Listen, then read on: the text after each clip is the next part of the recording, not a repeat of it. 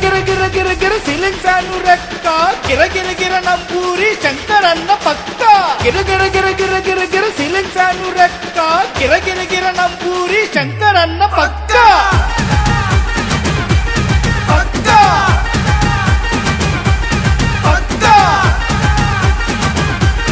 పక్క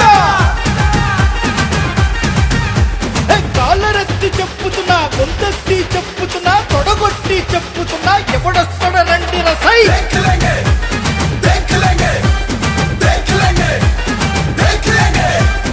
ఎత్తిన తల దించనురో వైసీపీ జెండా విడవనురో శంకరన్నకు ఓటేస్తా ఎవడాపుతాడో చూస్తారు సై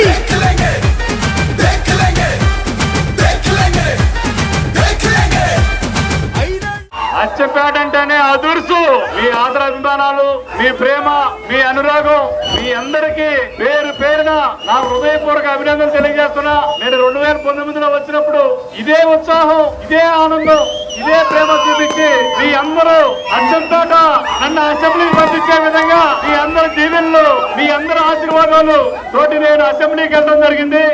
ఈ 5 సంవత్సరాలు కూడా కష్టపడి పని చేయడం జరిగింది. అన్నదమ్ములు అక్కచెల్లెలు అందరూ కూడా పేదల పార్టీ కల్లే ఉండాలని చెప్పి ఈ నియోజకవర్గంలో సంక్షేమ కార్యక్రమాలు గాని అభివృద్ధి కార్యక్రమాలు గాని చేసి మనం ఈ రోజు ఓటు అడగడానికి రావడం జరిగింది. మీ కుటుంబానికి మంచి జరిగిందనుకుంటేనే మాకు ఓటు వేయండి అని చెప్పి అడుగుతున్నాడు. నేను కూడా అదే చెబుతున్నాను. ఈ నియోజకవర్గంలో అభివృద్ధి జరిగిందనుకుంటేనే నాకు ఓటేయండి అని చెప్పి నేను అడుగుతున్నాను. వాళ్ళని ఓటు వేసి మీరు ఎన్నుకోండి. పేదలకి మంచి జరిగే కార్యక్రమాలు జగన్మోహన్ రెడ్డి గారు ప్రతి పేద పిల్లవాడు చదువుకోవాలని ఉద్దేశంతో మరి ఈ గ్రామంలో దాదాపుగా గురుకుల పాఠశాలకు కూడా దాదాపు 1 కోటి రూపాయలు రావడం జరిగింది. చెయ్యాలని ఒక సంకల్పం ఉంటే ఏదైనా చేయొచ్చు అని చెప్పి మరి ఇప్పుడు నిరూపించాం మనం. చంద్రబాబు చెబుతా ఉన్నాడు అభివృద్ధి లేదని చెప్పి. ఈ స్కూల్ నువ్వు 5 సంవత్సరాల్లో నువ్వు ఒక్కడ కట్టావా? ఇది ప్రజలకు పేదలకే ఉపయోగపడదు కదా.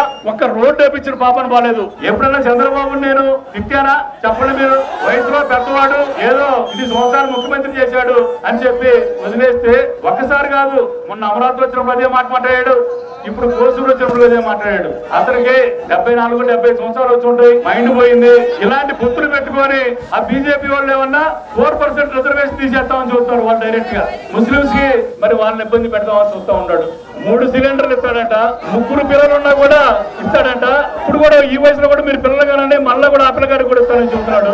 ఎన్ని అబద్ధాలు చెబుతున్నాడంటే పొరపాటు గర్వపాటు చంద్రబాబు కనుక ఓటేశారంటే ఈ దేశంలోనే ఇక సంక్షేమ పథకాలు అవసరం లేదు అని చెప్పినట్టే. అదే గంటా పథకం నేను చెప్తున్నాను. మీరందరూ కూడా ఒక్కసారి ఆలోచన చేయండి. ప్రతి ఒక్కరు కూడా ఒక సైనికుల్లాగా జగన్మోహన్ రెడ్డి గారి సీఎం సీట్ మీద కూర్చోబెట్టేలాగా మీ అందరూ కూడా కష్టపడండి. మీ అందరికీ నేను అండగా ఉంటాను. తర్వాత 5 సంవత్సరాలు నేను మీ అందరినీ నా అన్నదమ్ముల్లాగా సొంత అన్నదమ్ముల్లాగా చూసుకుంటాను. ఎమ్మెల్యే దాని మీద ఒకటి, ఎంపీ దాని మీద ఒకటే, 2 ఫ్యాన్ గుర్తులో పడితే అక్కడ మీరేమి చూడొద్దు. ఫ్యాన్ అక్కడ పడితే అక్కడ 1వ నెంబర్ మీద ఫ్యాన్ గుర్తు మీద మీరు గుర్తాలి.